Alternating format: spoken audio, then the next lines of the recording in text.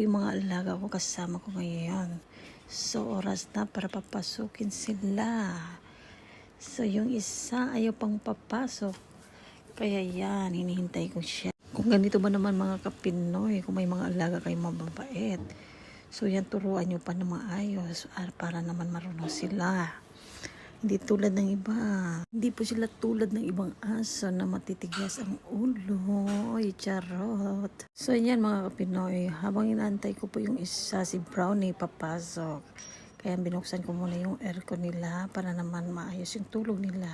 At maganda ang gigising nila pag umaga. So, yan mga kapinoy ko.